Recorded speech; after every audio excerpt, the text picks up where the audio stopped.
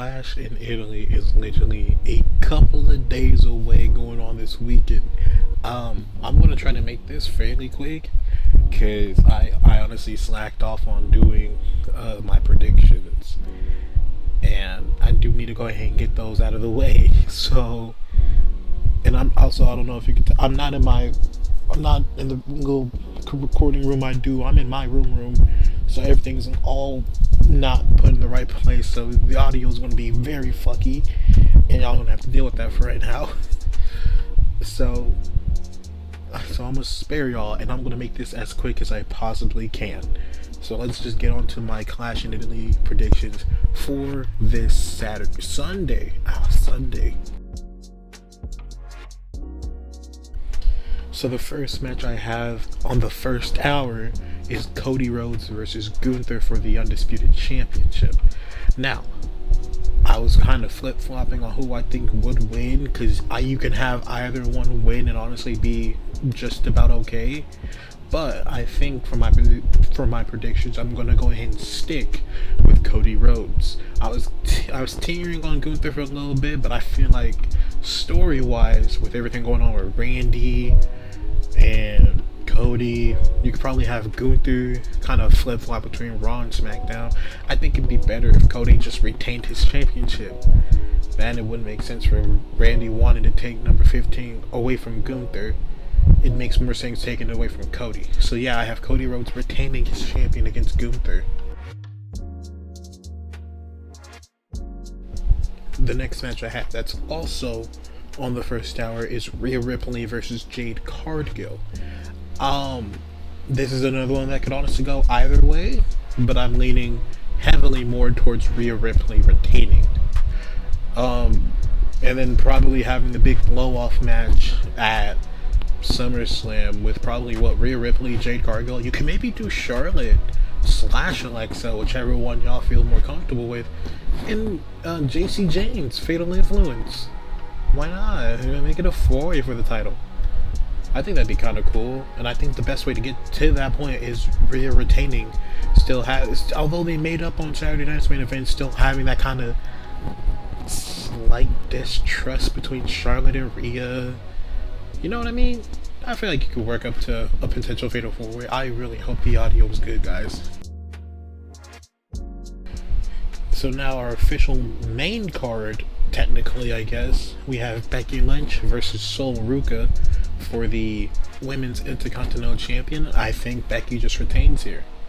I don't think Sol gets the IC title until SummerSlam. Basically, I'm holding everything off until SummerSlam, in a way. Yeah, I think Sol Ruca would get her moment at SummerSlam, but as of Clash, I think Becky just retains. And then continue the story of Sol. I don't want Sol to be on a losing streak till SummerSlam, but have Becky just kind of hold that win over her, like, you can't even beat me for the most important prize of them all. Why would you have a shot at this? And then after that, have Sol Ruca start trying to pick up wins again. You know what I mean? I feel like this doesn't pay off till SummerSlam is what I'm trying to say. I don't know if y'all heard me, I was trying to fix my mic. The next match, my semi-main event, is Brock Lesnar versus Obafemi.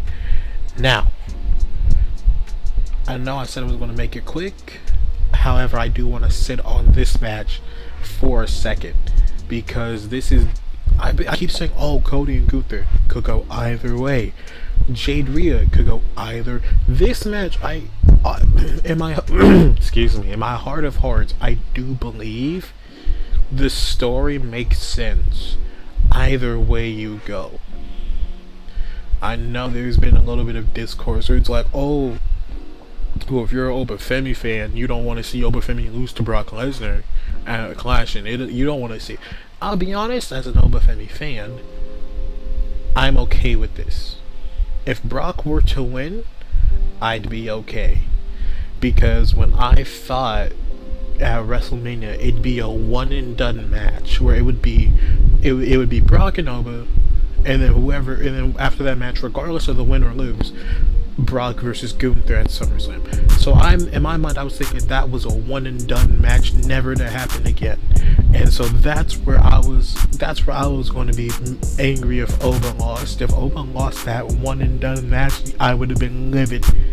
But he won and retired Brock Lesnar. You know what I mean? So if Brock wanted to get his win back, I'd be okay with. I'm not happy about it, but I've come to terms with that. I expect it at this point. However, and the biggest of howevers I can really preface, wouldn't it be nice if Obafemi just swept Brock Lesnar? Wouldn't that be great? Wouldn't that be amazing if Brock just could not get one over on Obafemi? Wouldn't that be wonderful? I think it'd be great. And then honestly, if you have Brock lose, it could be like, well, there's only one more thing I can think of to where I can finally beat this monster of a man, and that's in my hometown, my backyard, my home field advantage. I can't lose in Minnesota, right? At SummerSlam, and spins him over, spanks his little bottom, sends him packing on the way home, and we never see Brock Lesnar again. I think that'd be wonderful. And that's honestly what I'm going to go with. I think Obafemi wins. Obafemi wins. We go on a sweep for Brock and Oba. Is Brock going 0-0 to Oba? I think that'd be fucking awesome. Yeah, that's the only one I really want to spend time on and get my thoughts out there, because I am excited for the match. I'm disappointed that it came off of the back of a fake retirement with Brock Lesnar. I'm a little upset about that. But past that feeling of disappointment, upset, or a fake retirement, I am actually excited for this match though, and I can't wait.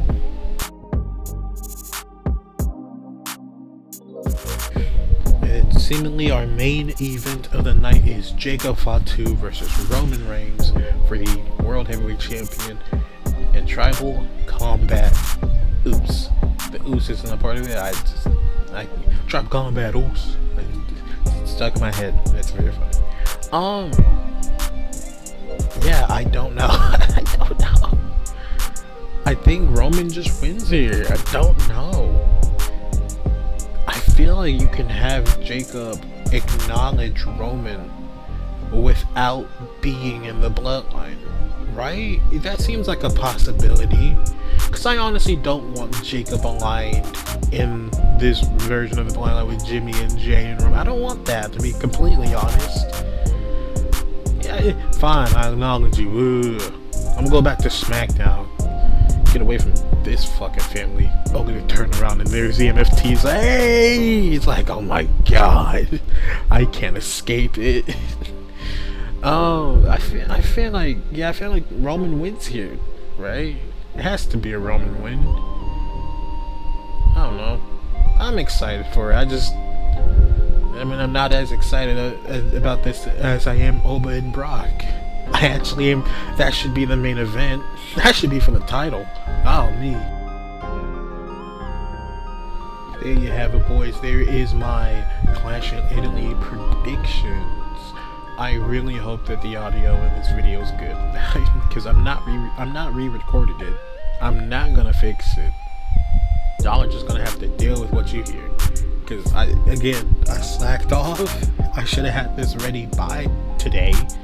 It's currently 9 p.m. and I have to be at work by 5 a.m. This is like cutting it close, so this is what y'all get. If you like the video, though, make sure you like, you share, you comment, you subscribe. Please turn on that bell icon if you'll so be notified whenever I upload. Next upload will be my Friday Night SmackDown review, the go-home show of Clash in Italy. Then you will be getting a Clash in Italy review if it's on Netflix, because that's what happened with Saturday night's main event. It wasn't on Netflix, so I couldn't watch it or review it, and I wasn't buying Peacock for a one-time purchase, for one-time usage. I'm not doing that again. But you should be getting that Clash in Italy review, and then the Raw. We'll be back to normal with my video schedule, and I actually have some videos I can upload. So you will be getting videos coming soon that's not PLE related, kind of. But that'll be all for me. If you like, make sure you Wait, how do I end this? I don't remember how. Stay safe. Love you. I see you when I see you. Happy Clash Boys, and yeah, please, Oba, just sweep the Minnesota man, sweep Brock Lesnar, and make my heart happy.